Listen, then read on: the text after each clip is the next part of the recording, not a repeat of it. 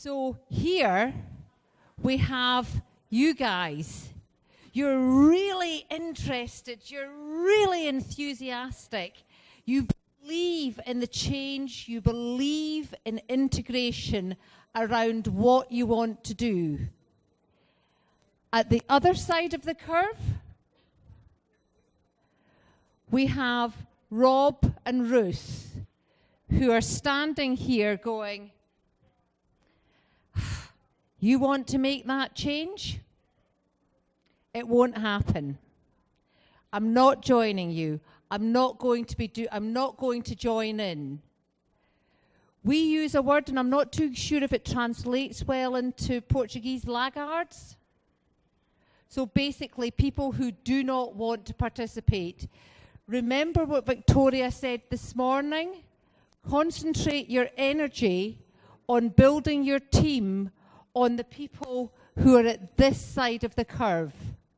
If you spend your time over here, nothing will happen. You'll spend so much time and energy trying to persuade them what to do, that the idea that you have, the way of working that you have is good. As I say, spend very little time.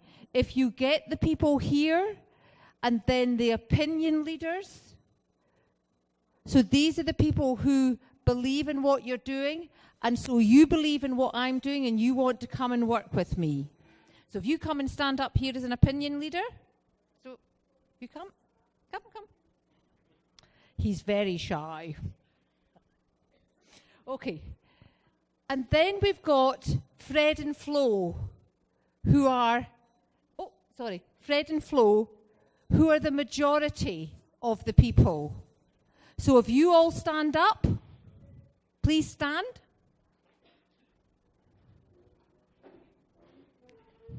So as Litoral Norte, you're going to join us in being able to take integrated care forward. Now, Victoria, I'm going to put you as the baddie, I'm afraid. So Victoria's over here resisting the change. Honestly, she is my friend. It's okay, I can do that. So what I'm saying is, can you put your hands up if you know of people who are like, what's your name? Chargo. So who are, put your hand up if you know people who are like us, who are at this side of the curve. Fab.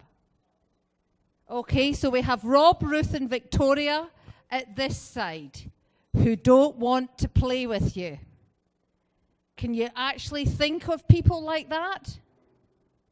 Okay, hands up. Okay. So this is what you want to do. Print this out, put it on your wall. So think about this. Okay? Does that make sense to you? Please say if it doesn't make sense, because that's something that's very important. Remember what we were saying about this morning. So does it make sense around if you're wanting to start and implement change and you have a project and you have decided over here what the vision is, and Victoria will speak more about that. And remember that we're talking about the challenging cultures that we're working within. So you're wanting to put the teams together around all of that as to how you're going to then be able to take it forward. So thank you so much for being my partner.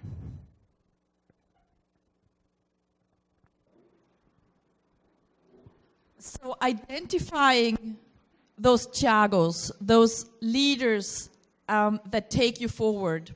We've heard a lot about leadership and management in the morning session as well. Who are they and what does it mean to be a good leader? These three, they're all, of course, white old men, but still, they were all very well-respected leaders in their health systems. Ken Kaiser, He's from the Veterans Health Association in the US. That's the health system for all the veterans in the US. They have their own separate system. It's about 70,000 staff members and a lot of organizations in every state of the USA. And when he came in, he found obviously a very fragmented system and very different styles also and outcomes of quality. So he thought it would be much better for everyone to actually introduce integrated care. He started that journey, and his experience was, and his thinking was that strong and respected clinical leadership is essential for achieving clinical integration. So basically, if you want to translate that a bit broader, professional leadership, you need to identify your key professionals in each of the professions you're working with, where you know those are the ones, the doctors, the nurses, the therapists, the social workers, who are really well respected in their field. So if they join you, their colleagues will follow. So this is really a very important thing. He was kicked out of his leadership role after 3 years because the culture was too strong that he was fighting against, and they didn't want him anymore. So now what you have in the VHA is a couple of really, really good examples of integrated care. For example, in Minneapolis, in Minnesota, but also in Vermont, and then a lot which is still very fragmented. The second example, Rafa Bengoa, he was the Minister of Health in the Basque Country in Spain. And he introduced the national strategy to tackle chronic conditions. It was a very nice framework where he said there's some things the system needs to provide, like regulation, like technology, and a guiding vision and guiding outcomes. But then we, as Ministry of Health, need to give the local communities and the local teams the permission to figure out how they want to work together on the ground. So they had both a top-down and a bottom-up approach. And on the bottom, they were given the permission to say, for your local community, who needs to be part of the team and which populations do you want to focus on? Again, he didn't last long. And his political opponents kicked him out after 2 years. However, he was so smart in saying the actual implementation needs to be bottomed up. So it needs to be the local communities and the local professionals who start integrated care. And that's why 15 years down the line, you actually have a really nicely established integrated care system in the Basque Country. Because even though the political level and the political direction changed, the professionals had already caught on, and the communities had caught on. So they were running with the idea, no matter what happened on the top. And then finally, we have Canterbury, New Zealand, where you also have this story about you need to be really clear on, and also thick-skinned. You can't take everything personally if somebody criticizes you, and you can't take everything for granted either. So what are some of those key skills and competencies when you manage integrated care? And I think this summarizes really well the communication we had. Okay, thank you. Wow. Soft skills are actually the hard skills. So everything we've been discussing this morning, the culture, the communication, the bringing people together, the team building, Those are the actual hard skills, not the technical, how do I do something, how do I how do I set a bone, for example. It's the soft skills that matter. So we've had communication. We were talking about not only building, but also maintaining relationships, remembering that it's a continuous effort that I have to make.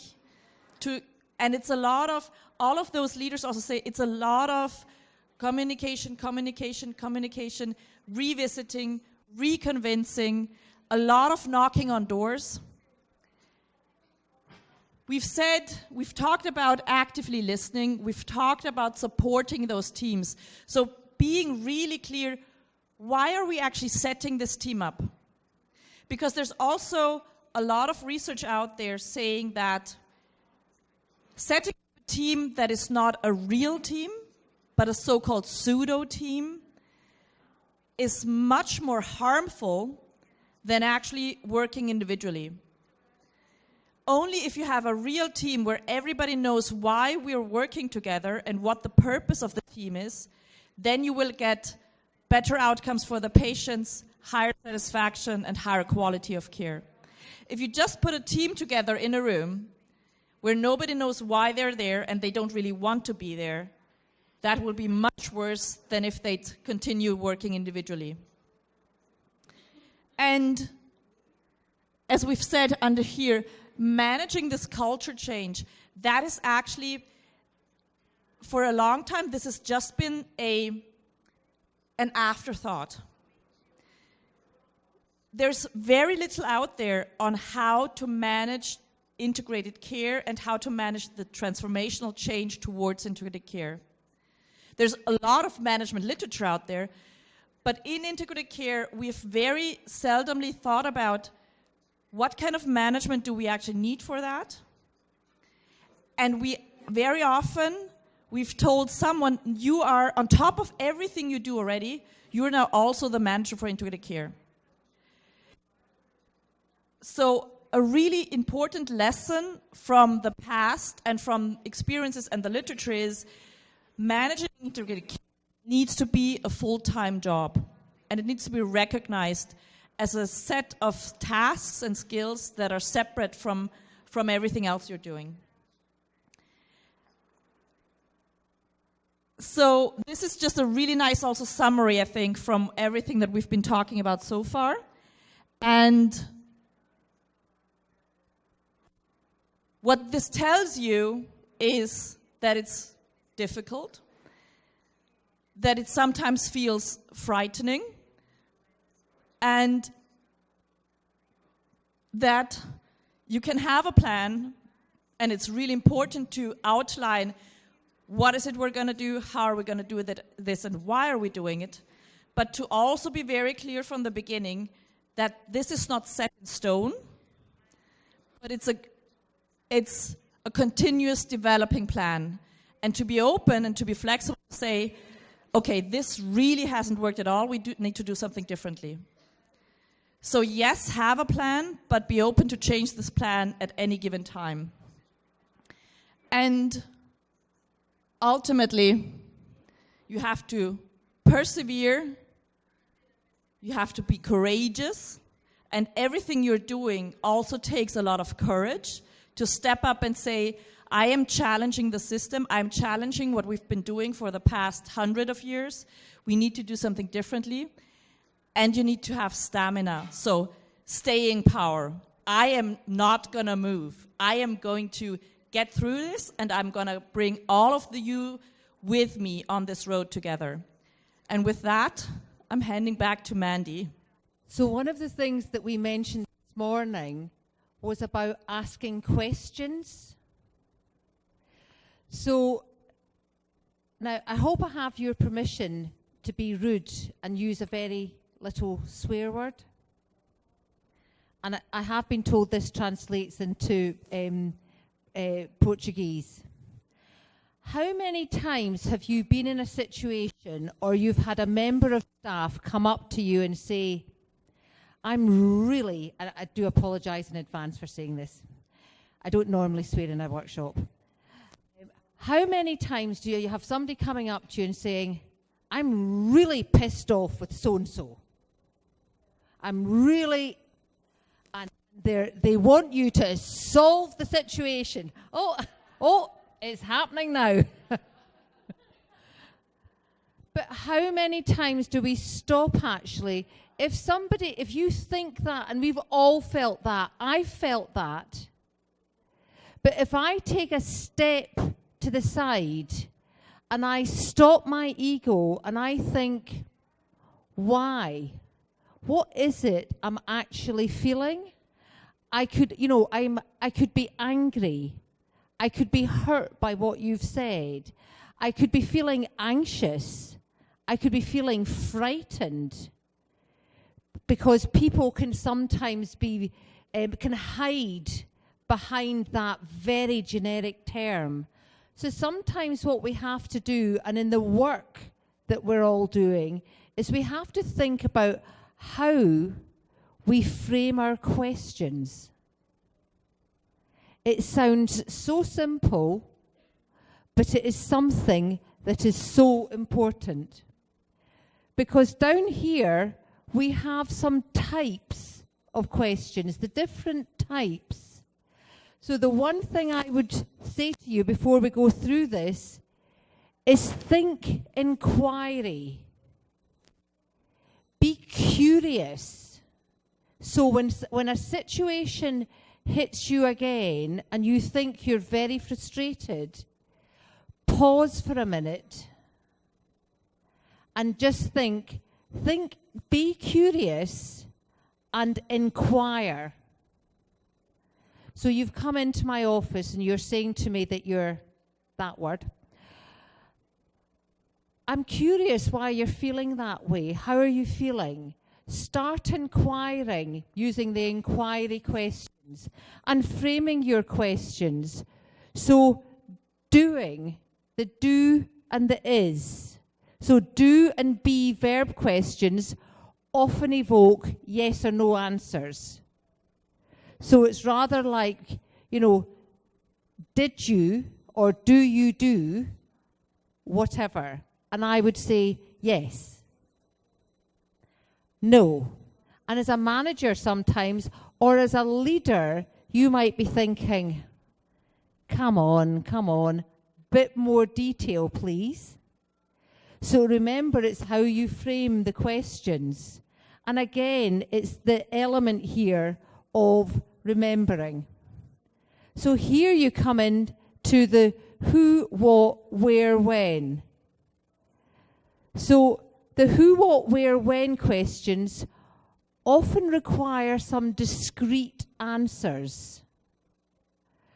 So, okay, so whatever, but who was involved? And the one personal tip, but it's well known, and please, if any of you are familiar with this, please do say and share your experiences. But one of the things around asking these questions is the power of silence. Sometimes when you ask these inquiry questions, it can be really painful, especially if you're in a hurry and somebody's burst into your office. So just holding that silence for 10, 30 seconds, it can feel very uncomfortable. Believe you me, when you go into this inquiry mode, you will be very surprised at the answers that come out. Can I also say for all the mums and dads in the room, it's a really good tip with teenagers, because they're not expecting you to be silent. So sometimes it's really good testing these out with your kids, because they don't know what's going to be coming next. And you're just holding the silence. So can I just tell you, my son's 25 and he still falls for it. But this is coming in to gaining more and deeper understanding, which is something that's actually really important. You're trying to get that understanding. especially, so when we talked about, remember when we came over here, around the person at the centre, community engagement, this is another area where you can start using that. The lovely example this morning of the patient who was very angry being taken into the room to take that deeper dive, listening, asking, framing the questions. The why and the how. So this is coming into doing this, applying, analysing, and actually again, that deeper question. So start thinking about it. It's rather like the layers of your beautiful Brazilian cakes. That there are so many layers and you're trying to go that little bit deeper. And as well, should and... Oh God, sorry guys, I did it now. The should and the would, evaluating and creating. And all of these are in. Now, can I say, if we go to our next slide, we've got... they've not come up in red. So we've got some questions here, and we've also got some other questions. So these are things that you can go and try. So we will send these out to you. And one of the things about these inquiry questions is just adapt them. These questions are not written in tablets of stone. Sometimes it's easier having a starter for 10 instead of having the blank page. This is all that this is. So if we come into looking at just taking a deeper dive into 3 questions here, and this is not saying that they're more important than others. So describe. So if I'm having a conversation with you and you're not happy, I might say to you, could you describe from your perspective of whatever it is? So I'm not saying to you, you're right about what you're feeling or you're wrong. I'm just wanting to have that deeper understanding. Do you see what's wrong with this? Yeah, okay. Another one might be opening up in a team meeting, for example. What do you think about? Now, for example, they may expect you to be saying, X is going to happen next week or next month.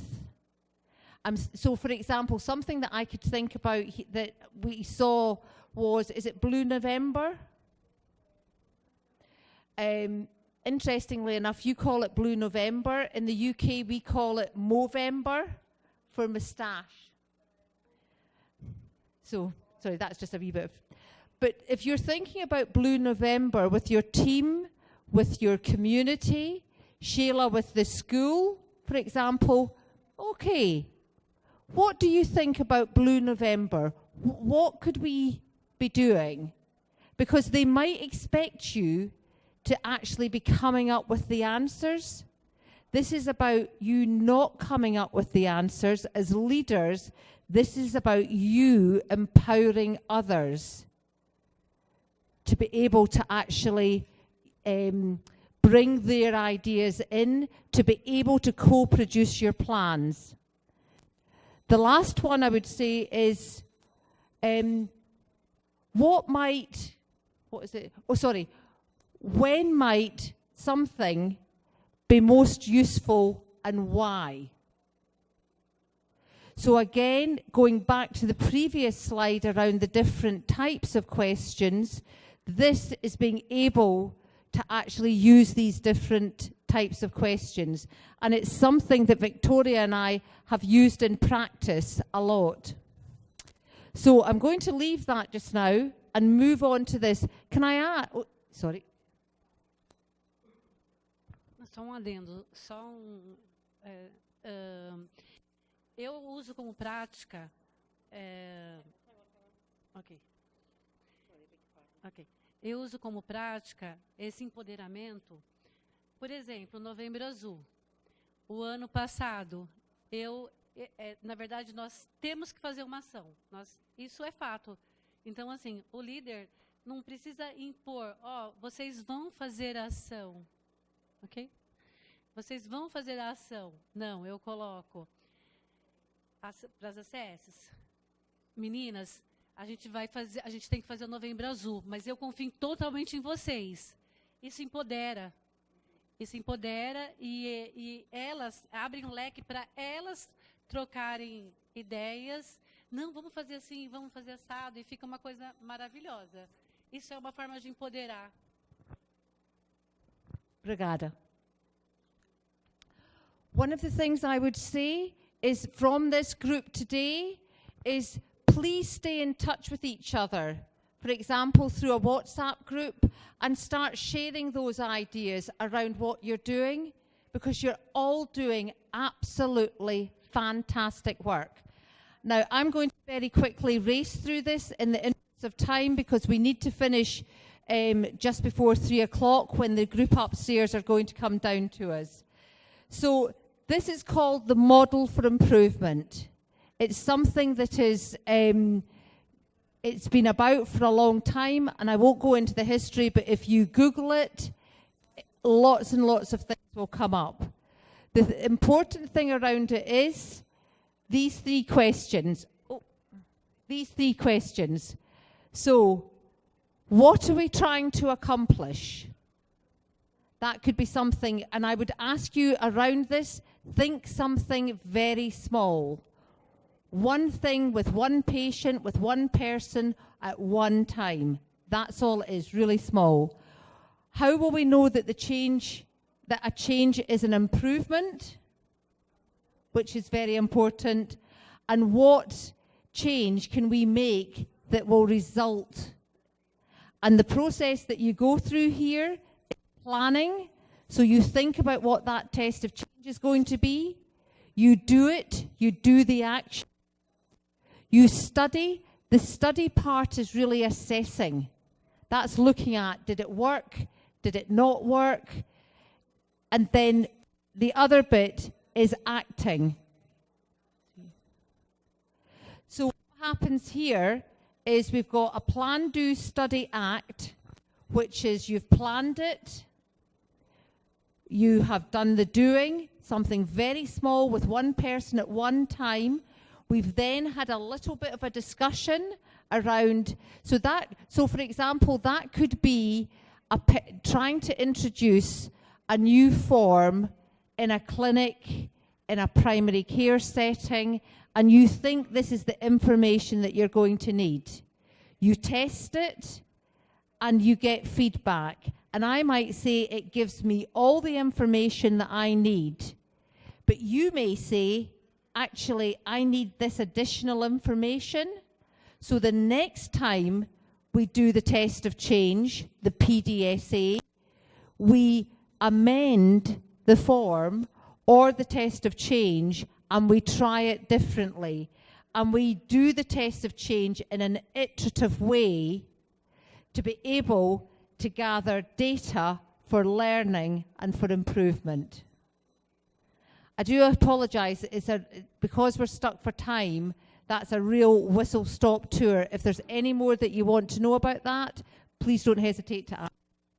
So this slide puts into context everything that we've been working on so far, also in the Transforming Together. So thinking in the beginning, in November, we had a lot of ideas what we could do, a lot of proposals, a lot of problems that we wanted to tackle. And so over the months, you started to think about in more detail, okay, what is it that we could actually do? What is actionable in a step-by-step approach? And you've tried things out, and some of them work and some of them don't. What we want to now also move forward to is, how do we now actually prove to someone outside the project that this is working and show them that there are results? how do we get those results? What are those objectives, those goals that we want to reach, and how can we measure them? So these are some of the next steps and some of the next questions that we will also be asking you. And we will be sharing with you some of the experiences to think a bit more in detail. How can we actually show that we're making a difference? Because this is important. Of course, it is important also to report on that to your seniors, to politicians, etc. But it's also important for you to see where are we actually heading. And one of the weakest points in integrated care is actually this lack of data or the lack of comparable evidence. Because very often people have a great idea. There is maybe a small pot of money there, and they just start with something. And after a year or 2 years, they're like, did we actually achieve anything? Did anything change? And then they're like, maybe we should evaluate. But evaluating something after 2 years won't give you any really good ideas and any really good outcomes. So that's why we now want to try and discuss together with you how is it that you can formulate some of those outcomes. So that we finally can say that one person supported by people acting as one team from organizations behaving as one system is what we achieved in Litoral Norte. This is what it's really about. And this is also about taking care of yourself and being kind to yourself. Acknowledging that it is difficult, that there are people that will be against you, that there are a lot of changes happening that you cannot influence. So focus on what you can influence, focus on the people you can influence, and focus on the difference that you can make. And again, this is why it is important to put this in a bigger picture. So with that, we would like to now open up the discussion again to you. First of all, do you have any questions? Are there some comments or some stories that you want to share with us?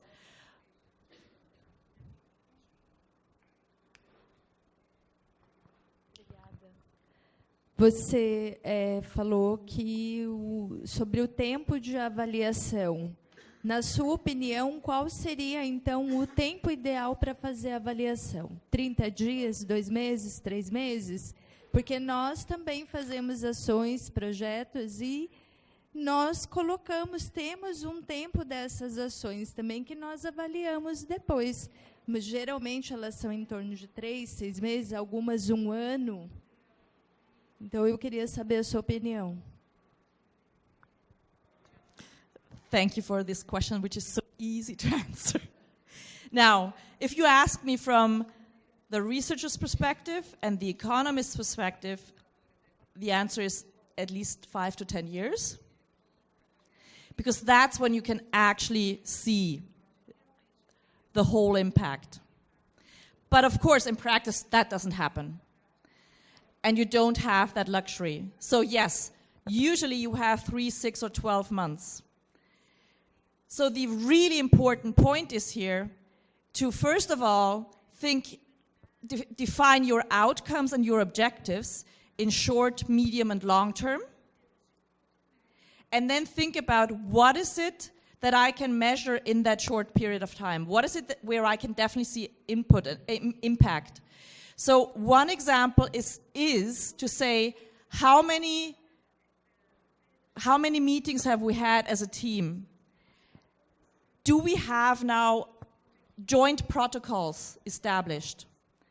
And that is something that you can measure quite easily.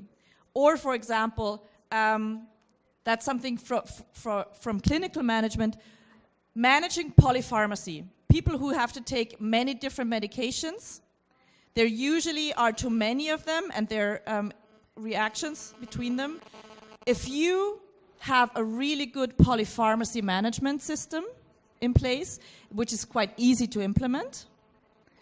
Then you will have then we will have impact in a very short period of time. And you will see the impact from the patient outcome. You will see the impact in the economic outcome as well. So think about what is it that I can actually show and measure in the short period of time that I have. So do we have any other queries, points? Quando vocês colocaram a questão do envolvimento das pessoas, naquele primeiro slide, né, que você mostrou, em que nós devemos nos apegar naqueles que são aliados nossos, né, aqueles que vão apoiar e não nos deter naqueles que não querem aderir. Mas a gente vai entrar nessa questão também do tempo. Quanto tempo a gente vai continuar tentando, porque muitas vezes a decisão não está neste pequeno grupo que está tentando fazer a mudança. Então, o que vocês sugerem em termos assim de envolvimento de staffs maiores para poder ter uma adesão maior? Personally, from my point of view, from my point of view, it's about being clear about what the vision is. I think when it comes to making changes with staff, it is about engaging in incremental points. Now, sometimes that makes it very difficult, and we've all been in situations where a change has to be implemented like that. So sometimes it's a bit like putting the cart before the horse, and you end up having to implement the change and then do the engagement as to the why. But it's about being able to actually create the conditions for the staff to engage. My tip to you would be, and I'll bring Victoria in to ask if she would like to add anything extra, is when you're creating those conditions, about setting ways of working that you're going to work within that. So yes, you're going to be listened to, we're going to respect you, we're going to be honest, but we're also, and a point interestingly enough was mentioned this morning about feedback. You need to be able to build in that loop to feed back to the staff about, we've listened to you and we can then amend the change to accommodate this, but we cannot change that because of whatever it is. And again, there are always going to be people who do not want to change, but what you find with the people at this side, it's a little bit like when they start to see the change being implemented and the positive results that are coming out from that change, they start shifting from that end of the curve to this end. I have to say to you, it's not perfect. I tend to find that you will always get some people who will not engage. And in many respects, you need to respect them, but you need to work around them. Yeah. Victoria? Yeah, I think something else that is really helpful is not only discussing what are the rules, but actually writing them down and posting them everywhere. Whether it's your vision or the agreed 5 questions or your 4 keywords,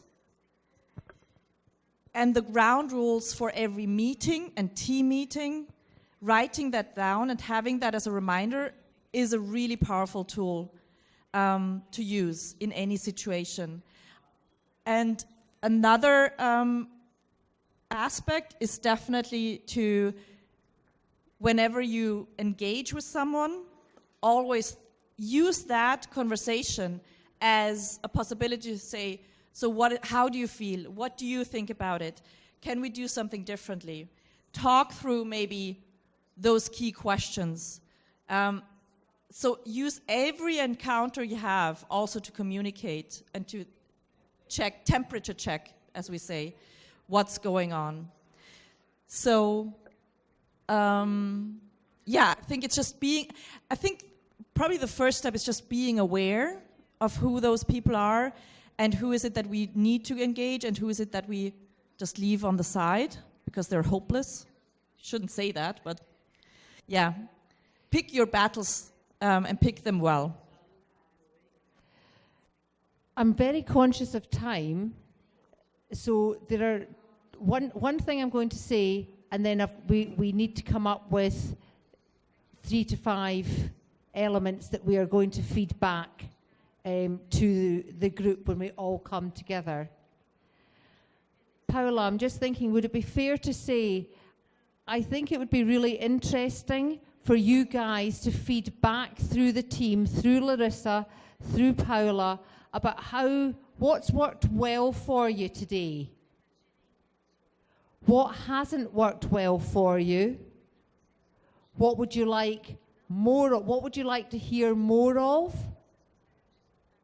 These masterclasses are great, but it's literally, you only skim the surface and we jump on to something else. So again, we will be back in August. So please, this is about us building our community of learning. So please feed back to them about what is it that you would like. We can adapt that.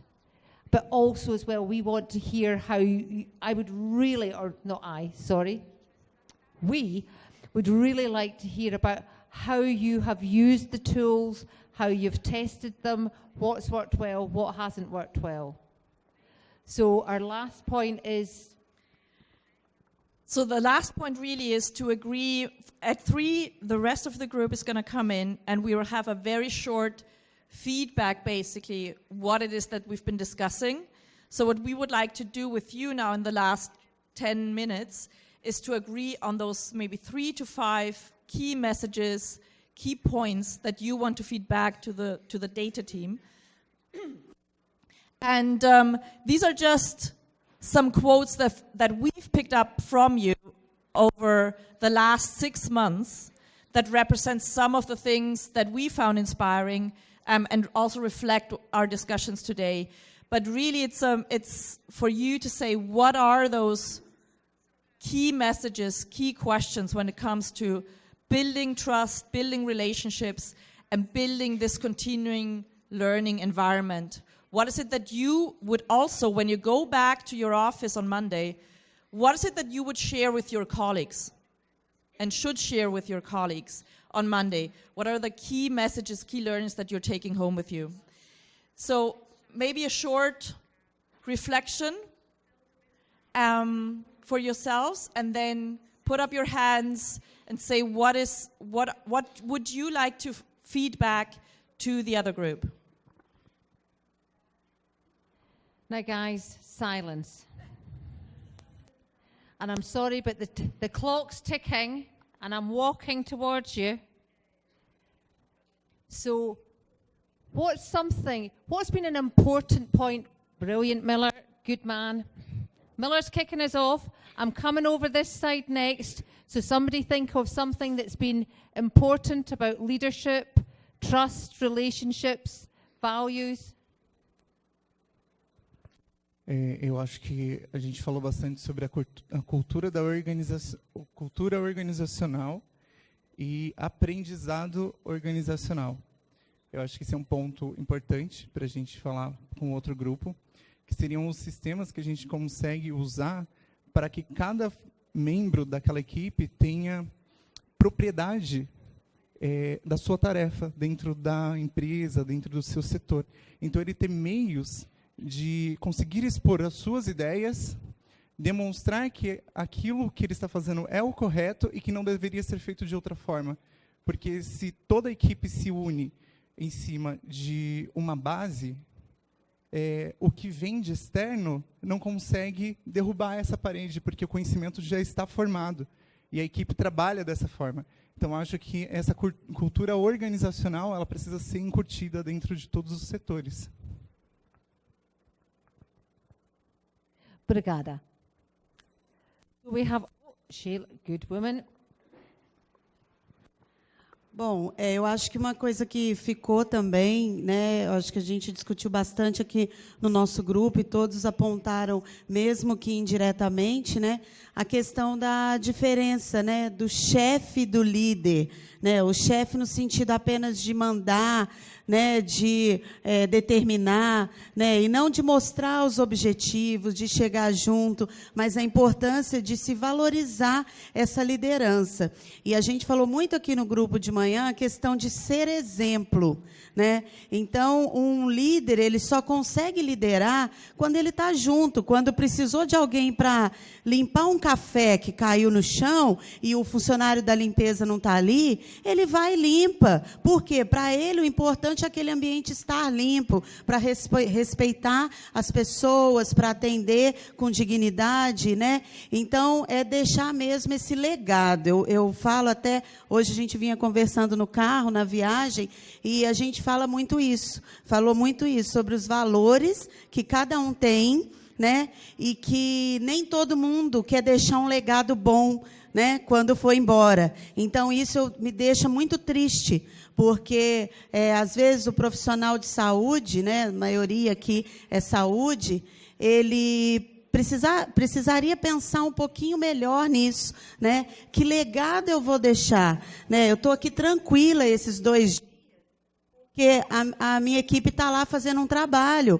Hoje, eles estavam mandando mensagens no WhatsApp e falando que tinha 30 e poucos idosos no grupo de perdia lá. Né? Então, isso é importante. Né? O líder, eu acho que é aquele, eu ouvi uma vez de uma amiga, assistente social aqui de Caraguá, a Neiva, e ela falou assim, minha amiga, o verdadeiro líder é aquele que, quando ele sai, a casa não fica bagunçada, porque as pessoas que estão lá sob o seu comando, elas conseguem tocar o barco. Né? Então, eu acho que isso fica, né, para a gente também. Tá? Obrigada. Thank you very much. Any other comments, key messages? Yeah. Uma outra questão que, em um certo momento, a Vitória colocou aqui, quando disse com relação aos níveis de convencimento, né, que até respondendo um pouco a sua questão, quando a gente está numa situação onde a gente é subordinado a pessoas que às vezes não entendem o processo, ou então estão do outro lado da curva, né, não estão do lado da inovação, uma estratégia, já que também a gente está falando em cuidado integrado, né, centrado na pessoa, a gente convencer, não convencer, mas a gente trazer para a discussão o nosso usuário, né? E a nossa política SUS, ela tem esse mecanismo, que são o controle social, quer seja através do COMUS, né, do Conselho Municipal de Saúde, e também dos conselhos gestores. Né? A gente fala pouco de conselho gestor. Né? Quanto que a gente, que é coordenador da atenção básica, está favorecendo o surgimento desse tipo de colegiado na unidade básica de saúde? Então, se a gente está numa situação, né, que... E a gente está falando de política aqui também, né? Porque, no final das contas, nós somos um serviço público, não é verdade? Se, de repente, quem está hoje comandando a política do nosso município ou está gerenciando as secretarias, quer seja lá qual for, tanto no serviço social, né, no desenvolvimento social, também existem esses órgãos colegiados. Na educação existem os órgãos colegiados também. Né? Se não tem Conselho Municipal de Educação, de Saúde e Desenvolvimento Social, não tem financiamento ministerial. É obrigado a ter. Como está sendo feito o uso desses conselhos? É um uso político? Né? A gente está favorecendo os conselhos gestores das unidades? Porque se a gente tem dificuldade de progredir, né, ou de avançar, porque a gente não consegue convencer as estruturas políticas que estão acima da gente, o nosso papel é ir lá na comunidade e fazer esse convencimento lá. Porque, no final das contas, o que sustenta essas pessoas que estão acima da gente são as pessoas que a gente está atendendo. Né? Então, a gente falou muito pouco aqui de controle social e eu acho que essa é a grande chave para a gente. Obrigada. I think we have time for one last statement and message. One last statement and message, yeah? duas coisas, eu acho que são dois desafios, eu acho, né? Primeiro, pessoal, essa coisa que a gente sempre percebe a importância, mas eu nunca tinha visto falar numa formação, que é a questão do olhar, né, como vínculo. Eu acho que a gente tem que enfrentar isso, de olhar no olho, né? É um enfrentamento pessoal, porque a maioria das pessoas não olham no olho. Eu acho que isso é uma coisa importante para se vincular. E a segunda coisa é um desafio, que até coloco aqui para minha colega, para nós, né, como técnicos, que é, a gente sempre fala de criar espaços de escuta, de a reunião de equipe e tudo, mas definitivamente fazer isso de forma semanal. E aí se coloca como um desafio, porque a demanda é gigantesca, né? E a gente acaba sempre negligenciando essa questão, porque tem uma urgência, porque tem o usuário, porque tem, né, coisas que se justificam. E aí, né, como que a gente de forma efetiva consegue implementar esse espaço e que ele seja realmente, que as pessoas falem da equipe, né? Que não seja só os técnicos falando, só nós colocando, né? Então acho que o desafio, você falou, quais são os desafios? Os desafios é esse, como legitimar esse espaço de equipe de forma real mesmo, né?